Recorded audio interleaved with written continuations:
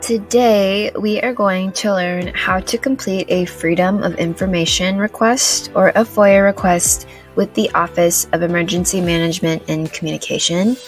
We have another video on our website saying how to complete a request with the Chicago Police Department. So today, we're going to be learning how to file one with the Emergency Management and Communication, so the OEMC. The Office of Emergency Management and Communication maintains 911 audio, radio transmissions, police observation devices, and other data. When you try to submit a FOIA request to the OEMC, you must submit your request as soon as possible. 911 calls and radio transmissions are only retained for 30 days. So this means 30 days after the incident, OEMC deletes the 911 call and radio transmission records. POD camera footage is only retained for 12 or 15 days depending on the specific camera. However, you should always assume that the footage you want is only retained for 12 days. The easiest and best way to keep track of your requests is by submitting the request online. So the first thing you're going to do is you're going to go to this website. This is the same website that we went to when we were filing the request with the Chicago Police Department.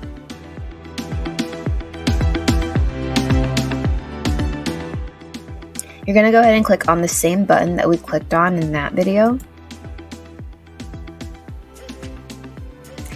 And then you're going to click the Submit a FOIA Office of Emergency Management and Communications button here.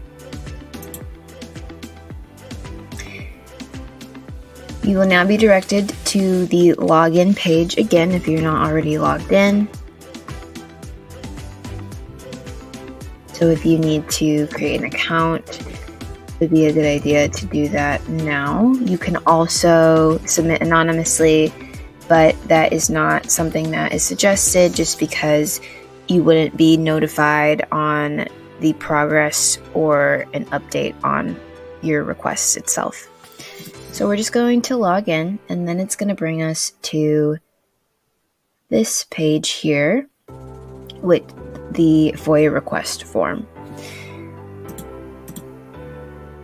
So the first thing that we're going to do is we're going to put in the date of incident. You can use the drop down here. I'm just going to use yesterday's date as an example. Then you're going to put the time of incident. Note that you must enter the approximate time in a 24-hour or military time format. So if you were going to put 5:23 p.m., you would actually type it in as 17:23. Next, you're going to fill in the location of the incident. Preferably, you're going to want to use the address listed on the traffic crash report or the driver's information exchange if you have that. Again, we're just going to use our office address as the example here.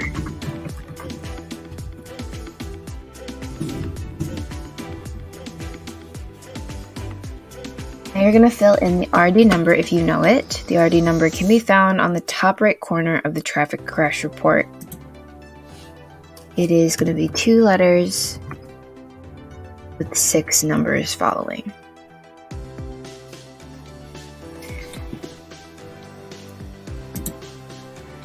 This box now is going to be the most important. You want to be as specific and descriptive as possible, because if you're not, there is the possibility of your request being denied for being too vague or too broad. So you really do just want to be as specific as you possibly can.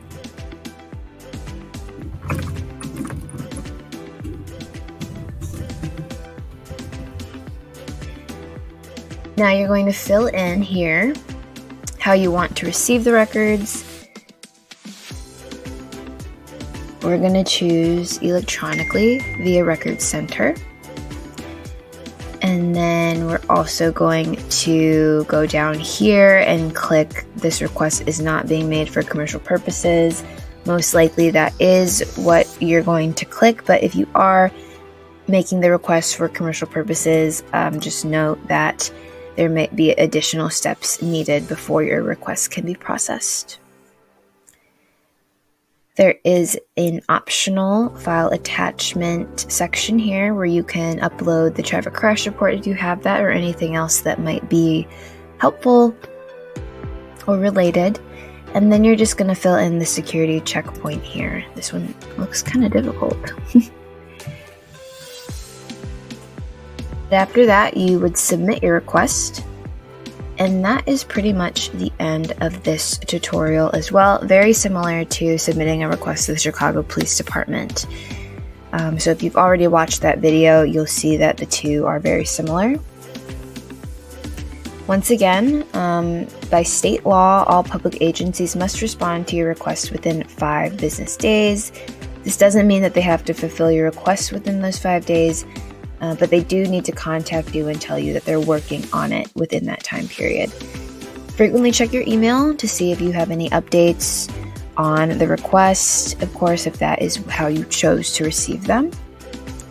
And also keep in mind that your requests can be denied for a number of reasons. If you have any other questions, there is an in-depth frequently asked questions section at the Chicago Public Records website. But for now, that is all we have for you. We hope that you learned something new, and if you like this video, we hope that you'll check out the other ones on our website, leave us a review, and we hope that this was helpful. Thank you.